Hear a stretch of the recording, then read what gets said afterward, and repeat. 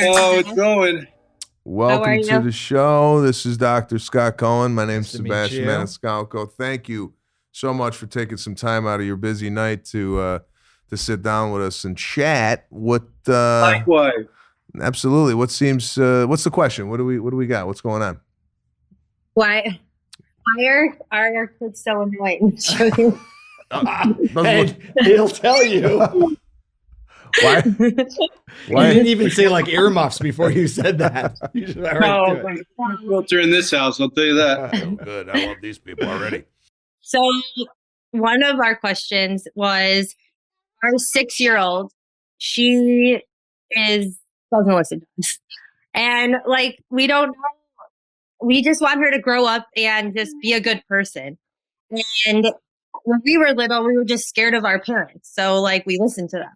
But I feel like we can't even threaten her like, oh, well, we're going to take away your iPad. She doesn't care. We don't know what to do. We don't do a good job of enforcing. That's our problem. All talk, no action. I just really try. Yeah. No, we don't. No, we don't. Already saw it. He said shh, and she's combing his hair. Like, I know who's in charge. Sorry. Why? Super cute. On this side. Yeah, see? Oh, there she All is. right. What's her name? Mia. Mia. She's the 6-year-old. Yeah. Mia, can we talk to you? The teacher said she's good in school, but It's she always doesn't. the case. Mia, can I talk to you for a second? You.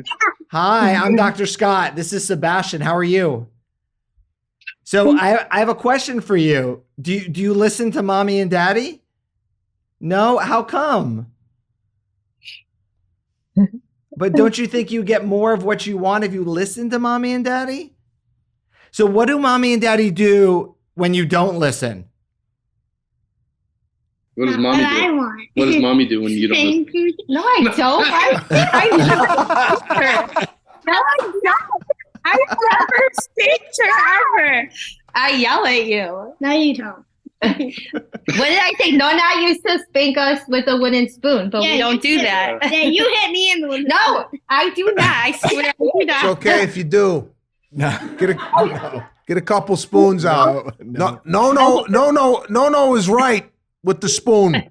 Look at how well your mother turned out. Listen, I got a take on this. All right. The problem today with families and parents, in my opinion, And it's not a medical one. it's not a medical opinion. This is not coming from any educational background. This is coming from the streets of Chicago. Parents today are more almost friends with their kids than like authoritative figures. I know for me, growing up, my dad wasn't a guy. If my sister, my dad would never be wearing There a you go. witch hat Right. on a video call. My dad wouldn't. You would have been be afraid to touch him on a video call, a phone call. My dad came home. My mother said, "Don't bother your father. He's tired." And it was almost like a stranger was in the house. Now, that I'm not saying we go back to that because that I think we're good. Says the guy who's auditioning for Wicked. so Fail. I think the kids had a lot more fear of parents growing up in our day than they do now, because now I think a lot of parents want to kind of appease the kid or give them maybe things that they want. Maybe they're fearful of saying no. Oh, they're not going to like me. I'm not saying that this is your case. I'm just saying in general. She's like, yes. In general, like, oh, if I say no or I discipline, then the kid is going to turn on me or what have you. But I'm from the school. In my house, my wife is a little bit more lenient, a lot more lenient than I am. And I seem to like lay down the hammer because, like you, I don't want my kids going outside the house and not listening. Wait, how many kids do you have? More kids keep popping up on the I screen. have twins, 3-year-old twins.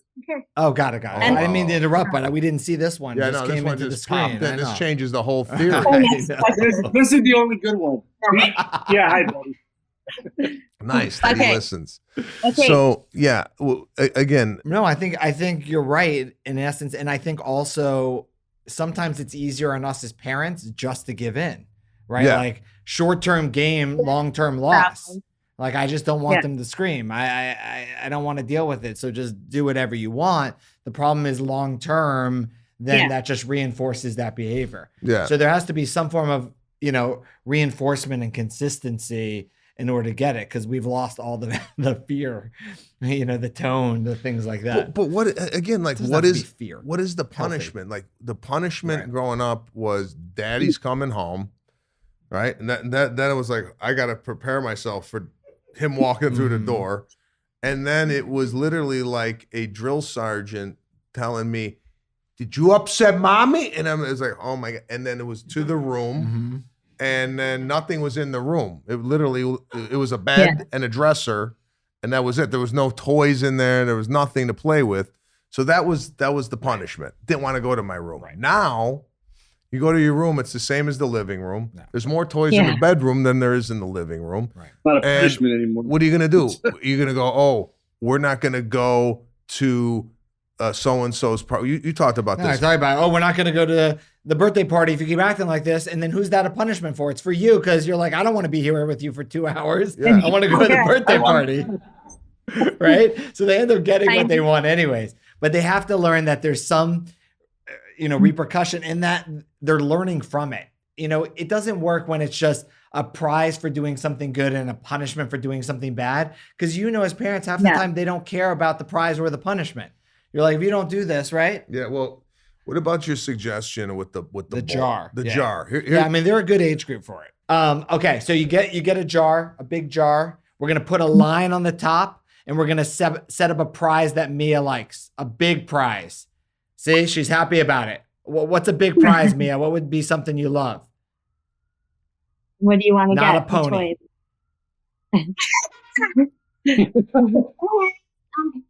I mean, a dog. Okay. Something realistic. All right, well, something realistic that she really wants, because it's going to take a little while. That hamster toy. All right, and then you're going to get something visual, like at Michael's, like pom-poms or something you're going to put in the jar. And whenever she does things you like, it can be multiple times a day. She played so nicely with her siblings. She helped mommy. I got a good report from the school. We're going to put the pom-pom in the jar. Whenever she does things you don't like, when the tantrum ends and the whole thing ends, you're going to go with her and you're going to take it out. And we're going to work toward that goal. And you're actually teaching a really important lesson. What we usually do in parents, the prize for the doing well and a punishment for doing poorly, is the equivalent of telling your employees or my employees, at 2:00, I'm going to walk around, and if you're doing your job, you get a raise. All you're guaranteeing is they're doing their job at that point in time. That's what we usually do with kids. The jar is the equivalent of saying, at any time when I walk around today, you're doing your job, you get a raise. They're going to work hard all day in hopes you see them doing their work. And that's what we're trying to teach the kid. And it's a long-term lesson which stays with them, so they're just not going back and forth all the time. Yeah, that's a really good idea. I am going to do that. All right. Good. Yeah, you got to work on that prize. Yeah. The dog. Okay. No. My second question, sorry, I have another one. If there's time, is my 3-year-old son, he has like really bad temper tantrums, like, and usually in public, right? No. Sometimes we were at public, and I feel we're embarrassed. No, she's embarrassed. I think it's fine. No, he's having a good time. He's a kid. You can't talk to him. He gets like worse, and he's starting to hit now with that, and so I don't know what to do. Well, the temper tantrums I've seen with my child, who's 3.5, boy, at the house. He'll hit the ground crying. He'll run in his room. He'll go under his bed. He'll hide and cry. The striking is generally, he hits mommy. He'll hit mommy. Not hard or anything, just and he don't touch daddy. Right? Again. Yeah. You have a look that's very scary. Well, obviously. that's a look that's been worked on for years. In the mirror. So I don't see it much in public. And if there is a public temper tantrum, some people say to just ignore the tantrum while in public. I mean, I don't know. I think that's hard. I think in public, there's nothing you can do but pick them up, don't give attention, walk out, and you're done. And there's no discussion. It's just like, because you can't leave him there kicking and screaming. I think if you did the same thing at home, then I would walk away, have your fit. When he calms down, go back, reinforce the calm down. The key at this age is ignore the behavior you want to get rid of, give attention to the ones you want to keep. It's supposed to work for pets, husbands, and kids. I don't know that it works for any of us, but that's the idea. Reinforce the calm down. And then if he's hitting you or throwing, it's for your attention. He doesn't really want to hurt you. And it should be no, once you don't hit mommy, you put him down and you walk out of the room or walk away. So he gets no attention for the action or the escalation. And then when he's done, you go back and say, listen, I put you down because you hit me. Hitting isn't nice. We're gentle. We love each other, whatever. The key is that you're reinforcing the calm down after. I'm sorry.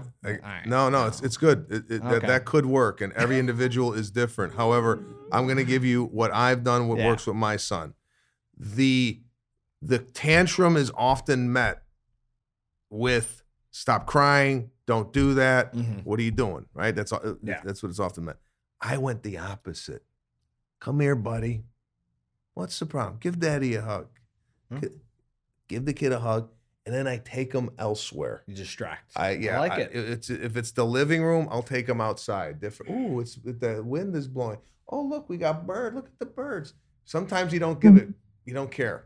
Sometimes they'll and then it all calms down. I'm not saying it works every time. However, it works more times than it doesn't. And I'm seeing him now at 3.5 kind of move out of that stage. I think, again, some of this is stages that the kid goes through developmentally. But when I've done developmentally, that's a word I don't normally use. No, but I like that approach because it's just a nicer way to say, hey, daddy's here for you. Some kids get to that point of just no return. I had one daughter that she just couldn't calm herself down. You couldn't walk away. We would just get behind her and just hug her and hold her. Not like in a, oh, you're okay. Just so that she could relax her body enough where we could discuss it like this, which is really good. But to your point, I call it the finally fours. 2 and 3, like if you have a bad 2, usually 3 is okay. You have a easy 2, 3 is tough. But 4 is that point where like all of a sudden you say something, they're like, okay, mommy, okay, daddy. And you're like, whoa, where'd that come from? Finally 4. So a little longer. Also, and I hate to keep you on this long, but sometimes the younger one will look at the older one's behavior and maybe ape that behavior. Now, thank God my daughter is well behaved, and my daughter often gives tips to my younger son. Hey, Caruso, if you don't be quiet, we're not gonna da or whatever. So she's also almost like a third parent. You hear that? I do You need to be a third parent. Sebastian's parenting book's coming out in 2024. I'm not telling So, you. It's saying. It's called street amazing. parenting. All right. I like that. That's good. We throw out all the medical advice and we just go on gut Italian instinct. You're like a bento box of like knowledge. All right. So Mia, what are we gonna do? We're gonna work towards your big prize. Goodbye. Yeah. She lost it already. So Mia, I want you to let us know when you get that prize, okay? Yeah, we'll have to tag them. Jar is empty. I have one more quick question. Sorry, guys. When my son was tantruming, I would always Google behavioral problems. But now on my news feed, I see vitamins that are like, oh, my son or whoever had behavioral problems, and they take these vitamins and they stop. Can you believe those? I forget the name of the vitamin. Scam. Yeah. I think the only thing medically that helps tantrums is actually diet, and protein helps tantrums. So we know that kids are carb They're carb loaded, and fluctuations in normal sugar levels cause behavior issues in kids. Number one reason kids after school, early evening, bottom out. And it's a 50, when my daughter got home from school, it was like a 50-50 shot. She was on the floor exorcist if she didn't get her way. High protein in the morning, not just cereal or oatmeal, but like an egg, a cheese stick, a yogurt. When you pick them up from school, nobody eats or drinks well at school. So good fluids and some high protein snack, cheese stick, deli meat, whatever you want. And I will tell you, behavior will improve. Yeah, especially before bed and at dinner time. We noticed a big shift in behavior. We eliminated the carbohydrates at dinner. We served chicken and broccoli. Shortly after that, we gave them a little sorbet, right? Listen, I'm telling you, this is from a dietitian. Yeah. Sorbet, and spikes the sugar a little bit. They get a little, and then boom, hour and a half later, crash. What you got to do though, if the bedtime's at 7, you have dinner around 4:35. Then you have the sorbet, 6:30, they start to get sleepy, 7 o'clock in bed, and by 7:30, you two are having a romantic evening. Hello. I love it. Yeah. This is the first thing he's excited about. Look at the smile on his face. And look at her shaking, no, I will not let mom and dad have another child. To be honest with you. That's it. I think you just ruined her night. Right? I love that she's 6 and she knows everything that's going on. Yeah. Yeah. All right, guys. Thanks. All right, we could hang out all night. Yeah. Thank you, guys. Thanks for calling in.